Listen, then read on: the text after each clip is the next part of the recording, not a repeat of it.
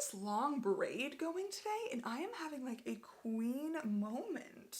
Hello, my protruding eye kings, queens, and everyone in betweens. Welcome back to another video. I want to thank you for being patient with me these last several weeks. I know I haven't posted on this channel a lot. I didn't post on my main channel very much either. If you want to know why, go follow me on that channel. I'll do a life update video. I think it should be up by the time this is up. But today I am coming at you with a very highly requested video all about natural eye looks for protruding eyes. Stuff that you can do every day, stuff that isn't super involved, that you don't have to put a lot of effort into. I have so many looks that I can do for this, and I will come out with many more in the future, but I decided to start with the eye look that I use most in my day-to-day life. When you've completed this look, you walk out into the world and people look at your eyes like, what?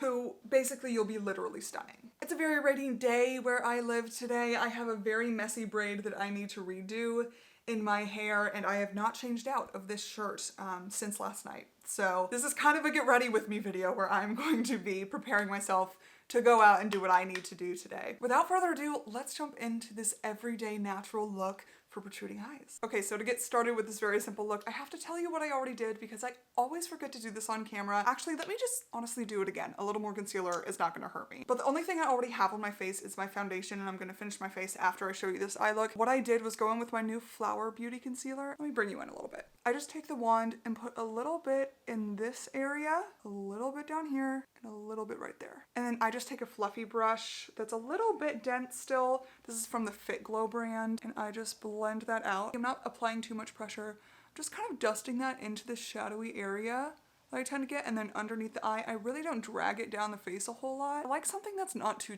dewy for this look because I actually am going to be using a cream eyeshadow. You don't have to use a cream shadow. I will show you the one I'm going to use. You can order it individually, the one pan, and I love it for my particular protruding eyes, but I also think it just works with my skin tone. Every skin tone is going to be different. But yeah, so I always start with my concealer there, pretty much with any look I ever do. I always fill in this shadowy area right here and bring it underneath and out here if I'm doing like a really natural look. Now for the fun part, this is my Organic Skin Co palette. I made this on their website. They've got a lot of really nice cream products. I do have a specific review of Organic Skin Co up on my original channel, my main channel. The only one I'm going to be using today is this eyeshadow. You can see I use it quite a bit, and it's in the shade Misty. It is a very beigey, kind of cool toned light shade. Against my skin on this camera especially, it looks super cool. It makes my skin look really warm. I personally don't use cool toned colors very much on my eyes just because I think it's not super flattering, but for some reason I love this. And I think the reason I love it for this look is that I only use this shade on the eyes. So what I'm gonna do, I got a good amount of it on my finger here. I'm going to pat this all over the lid and then start just kind of lightly bringing that pressure upward. I want this color from the inner corner to the outer corner up to the brow bone, everywhere. You can fade it a little bit when you get to the brow if you'd like. And then I just take my time patting this in. And like I said in the intro, this is kind of counterintuitive, and I'll get into that too in a second, just kind of why this look works, talking about dimension and shadow and stuff when it comes to protruding eyes. But this particular look kind of breaks all the rules that I gave you like in my first video on this channel, all about balancing protruding eyes and stuff. This is not meant to balance, it is meant to emphasize in a way. Also, it is very rainy here today and I live next to a busy road, so if you can pick that up on my microphone, I've tried to adjust the settings so you can't, but I'm sorry if you can. I am still experimenting with this look and why it looks good on me and why I love it so much, but I think what I would recommend you do if you want to try to recreate it is, rather than just going for the shade that I use, try to pick something that is like a shade or two lighter than your skin tone, but is also contrasting to your skin's natural tone. Like, is it cool, neutral, warm? If you have naturally warm skin like I do, maybe try to go for a slightly cooler tone. Basically what I'm doing with this, and we're gonna get into the last step of this, there's one more step besides just like putting this all over the eye. But basically what I'm achieving with this look is just what you would do if like you put concealer all over the eye. That lighter effect kind of smooths over the veins, the shadows, everything else, cancels all of that out that you normally see on a protruding eye. But you could just accomplish that with concealer if you wanted to. The difference here is that it also contrasts your natural skin tone and gives that subtle mystery to the eye. Like, people look at it and they're like, she has makeup on, but it's really subtle, and it just, I think it makes our kind of eyes pop. It ends up looking really cool. So we're not done yet, because when I do a light shade all over the lid like this, the one thing that I do still kind of crave is definition. If I hit the whole lid with one light shade, I feel like all the definition in my eye is gone, so I'm gonna add a little more definition back in. And to do that, what I've always used is another shade in this palette. I usually go in with this like contour shade. So there is an actual eyeshadow that's the same formula as this misty one up here that's brown as well that I got from them. I think either one of these are fine. I just like this one because it's a little more matte. It's supposed to be a contour from them, and I feel like it dries down a little bit better than their eyeshadow formula. So this is what I usually use, but actually, just for experiment's sake today, I recently got this Juvia's Place little like pomade eyeliner. I think I'm gonna try that today. This is a very long slanted brush. I did just pick up some product on it, but I wanna show you guys how kind of wide the brush is. I do have some slanted brushes that are a little bit shorter than this. I suggest getting a wide one because it really helps you map out. You can almost like lay down the slant on the part of the eye that you want to wing and just kind of like touch it to the eye. I'm going to try to do this wing on camera. I'm gonna bring you in a little bit. Rather than starting right at the corner of your eye, I start like a centimeter in to just give the appearance of it being a little more lifted. Whoop! Well, I guess I'll go in that direction anyway. And I'm just going to kind of stamp this here.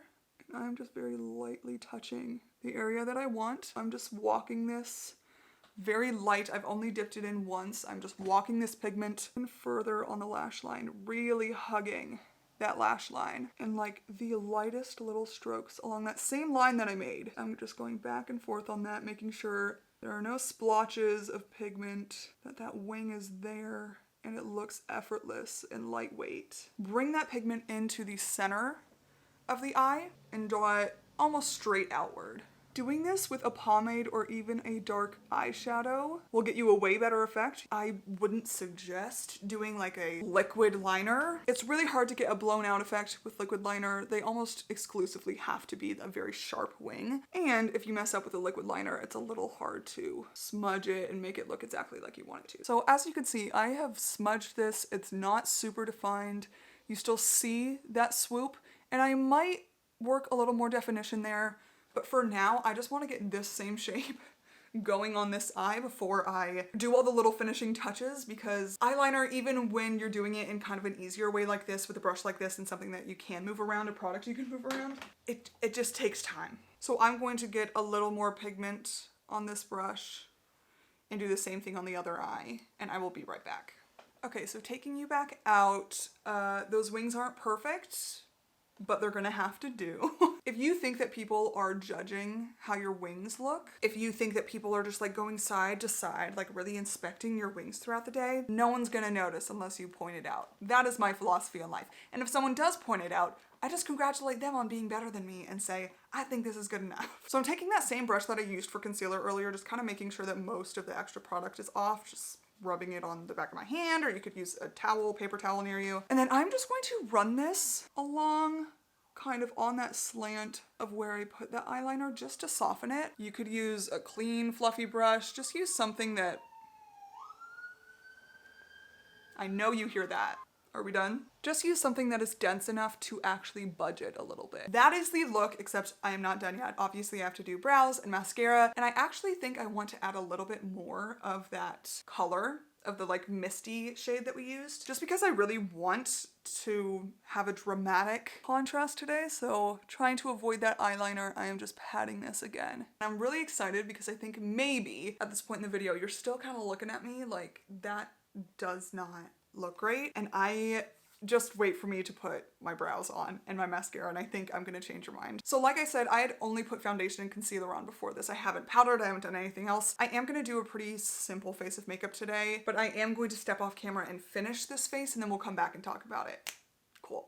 Okay friends, we're back. So all I added to this look was brow gel. I didn't even fill in my brows. I put on a black mascara that I like, that I think is like both volumizing and lengthening, although I usually tend to go toward just lengthening on protruding eyes. That's my preference. Then I put on a little bit of blush around the edges of my face and threw on a lip gloss, and that's it. I've got my 4-way braid going. A friend of mine did this and it is coming apart. I don't know how to redo this, so if I take it out, I'm gonna have to just do a normal braid. I might have to take it out. Anyway guys, this is the finished look. A few tips if you try this and you want to kind of cater it to what your eyes do. Tip number 1, you can always hit the eye with a little translucent powder to set everything down, especially if you use a cream eyeshadow or face product on your eyes. I will say that while I like the way that the wing turned out for this look, the eyeliner pomade thing that I used from Juvia's Place this time is a little cooler than the contour bronzer shade in this palette, and I do see quite a bit of difference in that. I usually like the slightly warmer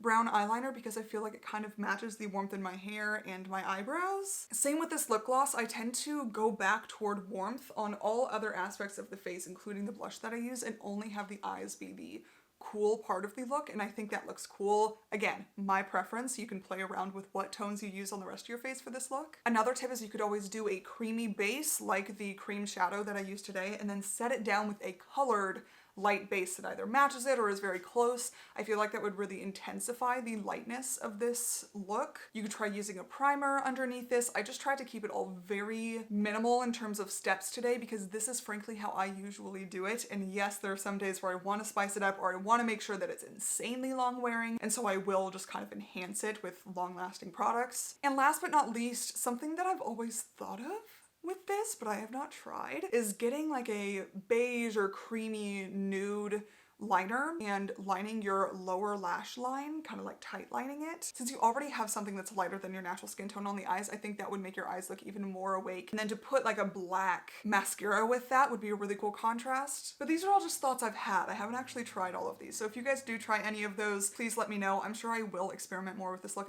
Like I said, I do it so often that I think I probably will be wearing multiple variations of it in future videos. So I'll let you know if I try some of those things and I have thoughts on them. But that is it, guys. I have to change into something I can actually go out in. Full disclosure, this is the shirt I slept in last night. I told you it's raining. I haven't really started my day yet. That's just the vibe of this video. But a lot of you have been DMing me and commenting on previous videos on this channel and on my main channel about protruding eyes and just kind of saying you want more everyday looks. There is a plethora, I think an unlimited amount of everyday looks that I could show you for protruding eyes. So if you want more looks and you want to even be specific about what kind of everyday look you want, tell me how long you prefer your makeup looks to take in the morning. Tell me what kinds of products you're looking to try to use on your eyes or on your face for protruding eyes. I would love to get specific into the nitty-gritty of what you guys are looking for in future everyday makeup videos. Stay tuned for next week's video. It is going to be about another eye look that is kind of accentuating and only accentuating your protruding eyes, making them look more protruding in a way that is flattering and beautiful and kind of helps you to embrace this unique feature that you have. So stay tuned for that one. I'm so excited to have this channel back up and running. Thank you for your patience in the last several weeks that I had to take a break. If you want to know why I had to take a break, go check out my main channel and subscribe to that one, and I have a video coming out that's kind of a life update. But until next time, guys, I am